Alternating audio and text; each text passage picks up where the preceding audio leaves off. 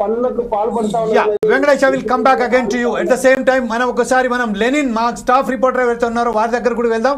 వారి దగ్గర వెళ్ళిన తర్వాత మరొకసారి మన మిత్రులు ఎవరైతే ప్యానలిస్టులు ఉన్నారో వాళ్ళ దగ్గర వెళ్దాం. లెనిన్ గారు, ఇప్పుడు మన దగ్గర ఉన్న 26,000 మంది 26,000 విద్యార్థులు ఈరోజు ఎస్టీలకు సంబంధించిన విద్యాభ్యసించే విద్యార్థుల భవిష్యత్తు మొత్తం ఒక్కసారి గోచరంగా మారింది.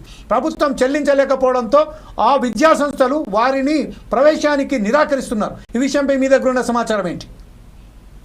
జమీల్, దళిత గిరిజన పేద విద్యార్థులకు ప్రైవేట్ స్కూళ్లలో ఉచితంగా చదివించేందుకు గత 35 ఏళ్ల క్రితం ప్రవేశపెట్టిన బెస్ట్ అవైలబుల్ పథకం అయితే ఇప్పటికి కొనసాగుతూ వస్తున్నది.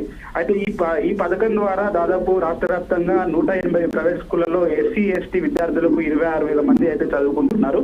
అయితే ఏదైతే విద్యార్థులకు సంబంధించి ఏడాదికి డే స్కాలర్ కి అయితే 28,000 రూపాయలు, ఏదైతే రెసిడెన్షియల్ గా ఉంటున్న వారికి అయితే 42,000 చొప్పున అయితే ప్రభుత్వం చెల్లిస్తుంది.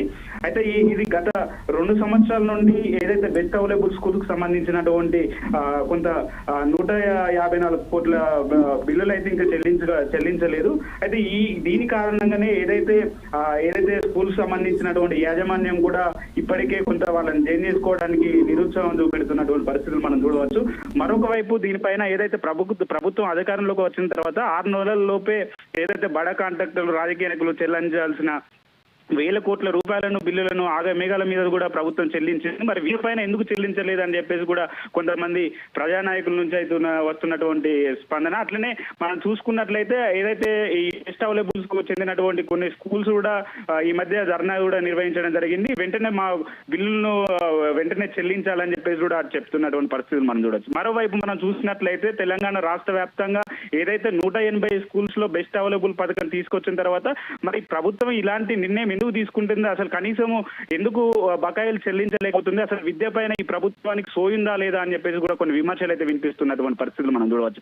రాష్ట్ర వ్యాప్తంగా ఏదైతే దళిత గిరిజన పిల్లలకు సంబంధించినటువంటి స్కూల్స్ పైన ఈ వివక్ష అని చెప్పేసి సీఎం రేవంత్ రెడ్డిని అయితే అనేక మంది ప్రశ్నిస్తున్నటువంటి సందర్భాలు మనం చూడవచ్చు. అయితే ఏదైతే బెస్ట్ అవైలబుల్ స్కూల్స్ అని చెప్పేసి కొన్ని స్కూల్స్ తీసుకొచ్చినటువంటి నేపథ్యంలో ఈ స్కూల్లో జాయిన్ కావడానికి ఏదైతే వాళ్ళు కొంతమంది పిల్లలు ఇప్పటికే అప్లై చేసుకోవడం జరిగింది. మొన్న మనం చూసుకున్నట్లయితే 16వ తారీఖు వరకు ఈ అప్లికేషన్స్ అయితే కొనసాగినాయి.